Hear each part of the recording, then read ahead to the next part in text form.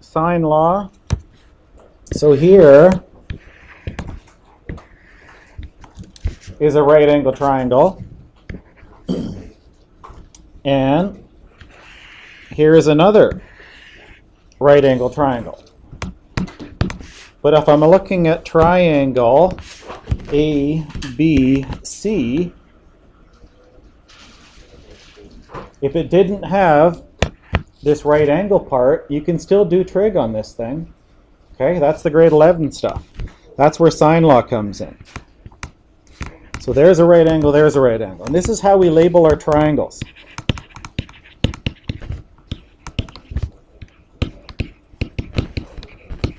Angles are capitals.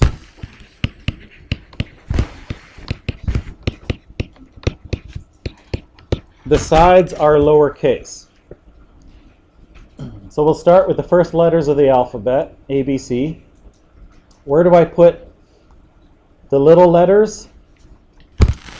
Opposite angle B would be this side here, right?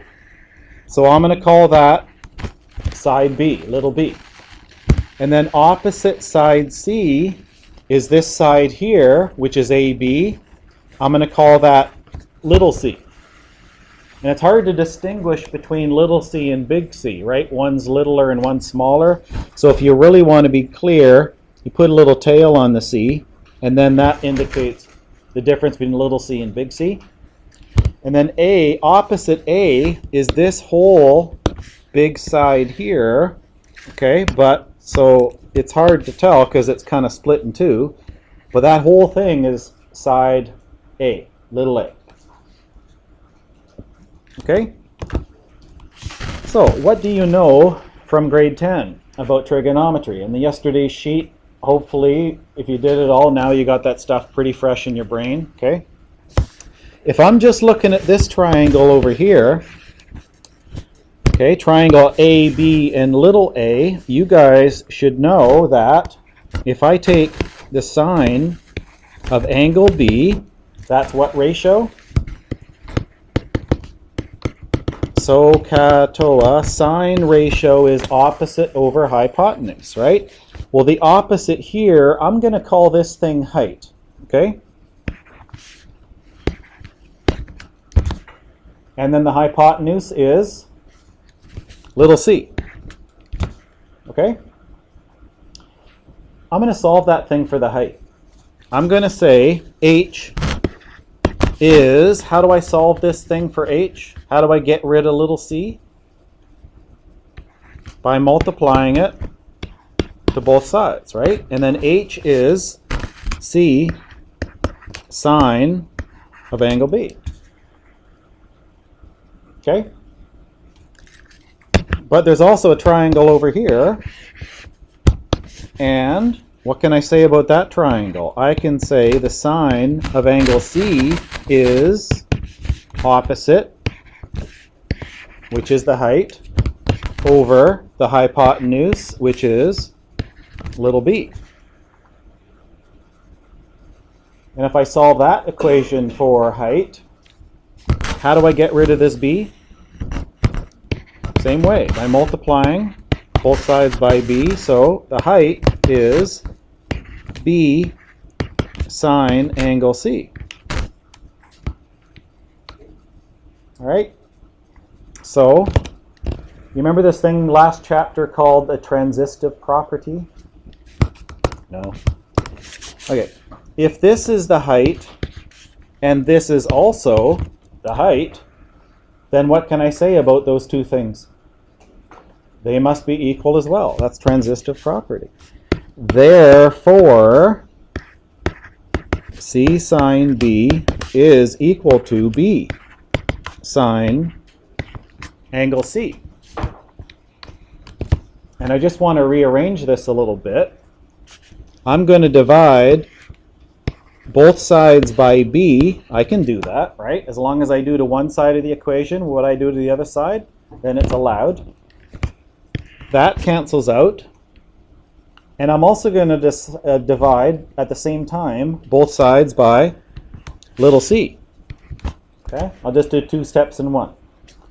Little c divided by little c, that's gone. What do I have left? Sine angle B over side B is sine angle C over little c.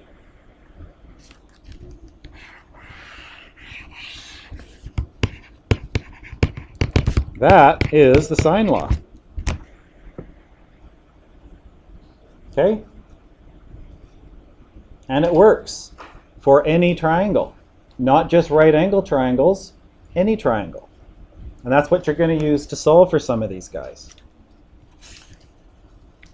Okay? It can also, if I backtrack here, you don't have to write this. Okay, but you can.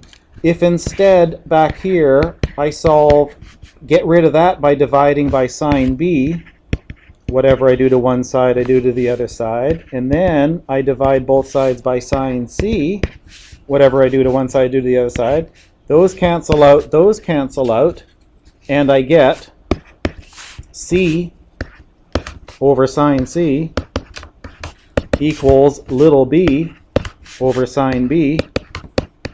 Okay, and that is an exact upside down form of the same law. So it doesn't matter which way you write it. Okay? What is trigonometry, by the way? It's just ratios, right? It's just ratios of sides. Just like in grade 10. Sine ratio is a ratio of opposite over hypotenuse. Cosine is a ratio of adjacent over hypotenuse. And tangent is a ratio of opposite over adjacent. This is just ratios too. But now it's a ratio of the angle of B over side B is equal to the same ratio as the sine of angle C over side B. Okay? And we could go one step further and say, well, a triangle has three sides and three angles. I could also prove this, but take my word for it. It's also same as the angle, the ratio of A, side A over angle A. Okay? So I can't remember which form the book has in there, but it's either this way or it's that way. Okay, this is what we're going to use to solve for some stuff. Okay? Now, are all triangles always labeled ABC? No. Could be XYZ. Whatever. Could be PQR. Okay? Could be QBN. Whatever. But this law always holds true. Okay? Doesn't matter what A, B, and C are. So, example. This is just part one. Don't worry, we got like another 2 days of sine law. So there's only a couple questions today. We just got to get familiar with drawing this thing and using this equation before we get to some big complicated word problems and things, right? Solve for variables 2/10 place and sketch to start with. So just today, this is what a couple of the questions are going to be like. A over sine 70 is equal to 9 over sine 85.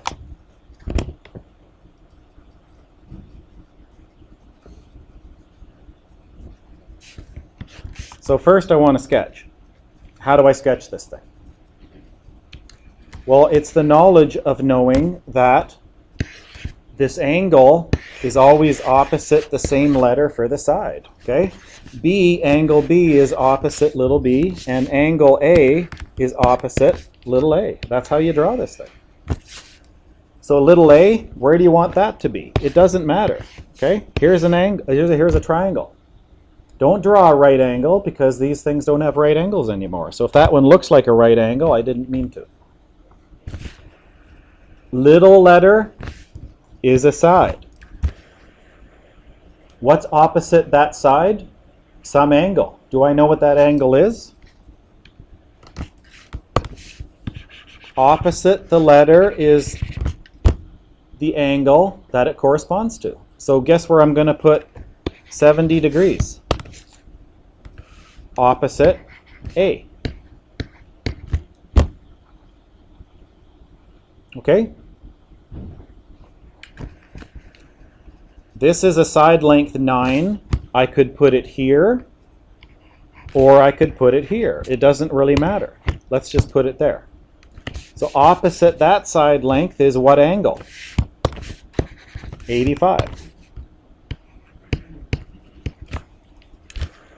Okay, so there's a quick sketch. Is that the only one? No, there's lots of possibilities. I could tilt that, spin that thing any which way you like. And like I said, if you want to let that be 9 and that be 85, that'd work too. Okay? So there's a sketch. Now how do I solve that thing for the variable? How many variables are in this formula here? There's 4 variables. 1, 2, 3, 4. The only way you can ever solve an equation is you can only have one unknown, right? The only unknown I have is that guy right there. So everything else I know. How do you solve that for A? There's a few ways to teach it. You guys recall this thing called cross multiply?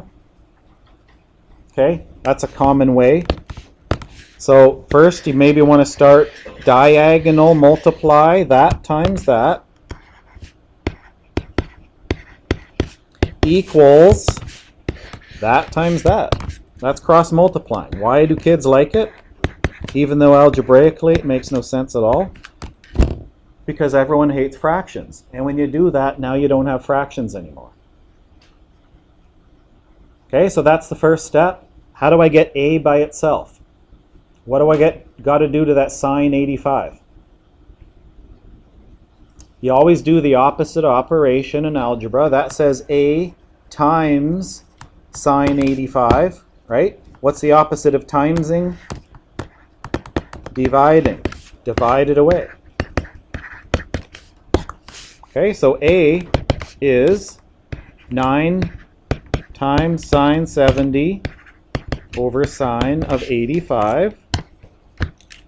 And then, depending on what kind of calculator you got, there may be 4 different ways to put this thing in. First of all, make sure you're in degrees. This thing isn't. It's in radians. Okay? You don't do those till grade 12. Everything we're doing is going to be in degrees. So I'm in degrees. Your calculator, it'll say DEG on the top, okay? Better not say RAD, rad, or GRAD, gradients is another thing. You want it to be degrees. Okay? On mine, I just go 9 times sine 70 degrees. Yours, maybe it's 70 sine, right? Hopefully yesterday you figured out your calculator. Divided by sine of 85. And I should get an answer that kind of looks like it should make sense. That kind of makes sense? Okay, to the tenths, A is 8.5. Look reasonable? Sure.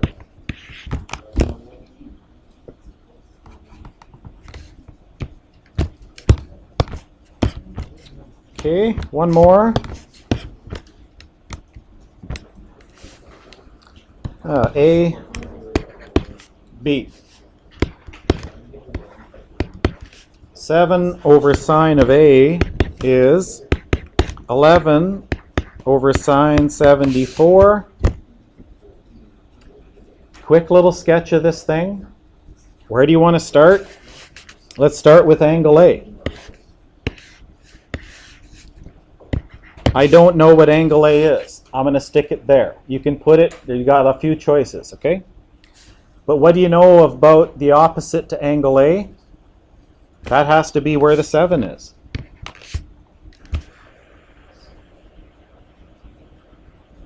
Okay? Now you got 2 choices in where to put this thing. You could put 11 here, and that would be 74. Or You could put 11 there, then opposite that, that would be 74. So there's two choices. That doesn't look like a 74-degree angle. It looks bigger than 90, so I'm going to erase that one and I'll put it like that.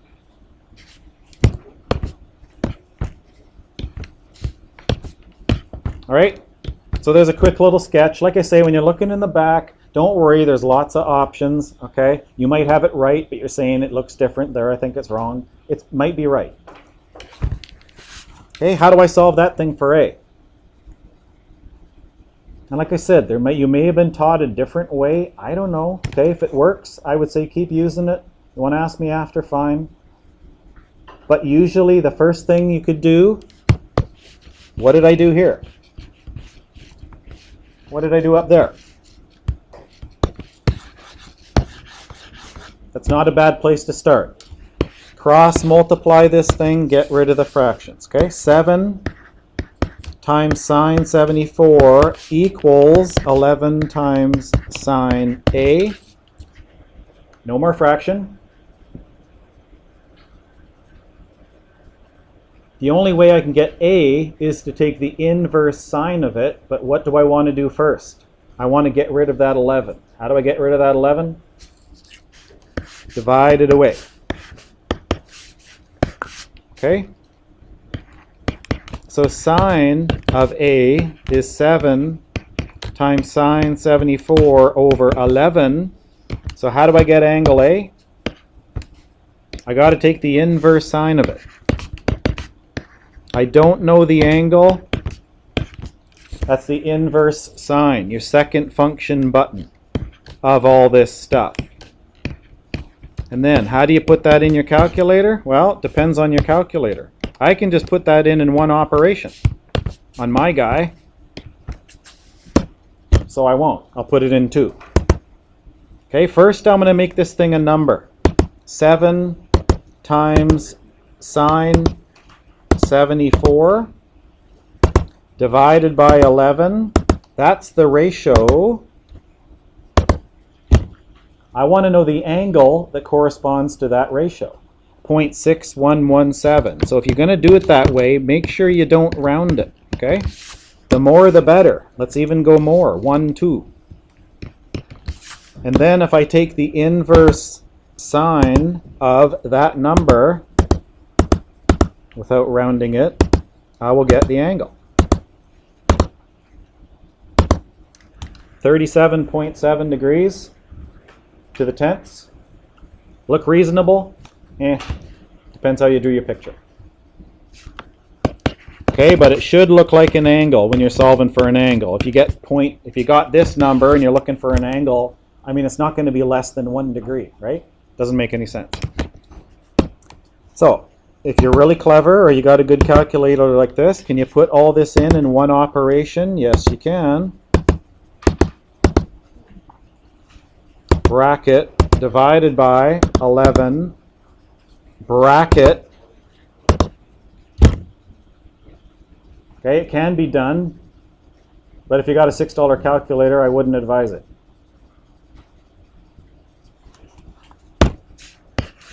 Okay, so that's basically the two things you're going to get today. You can solve for a side on the top, you can solve for an angle on the bottom, vice versa. Just 2 questions, and then finish off that sheet from yesterday if you haven't done so already. Okay?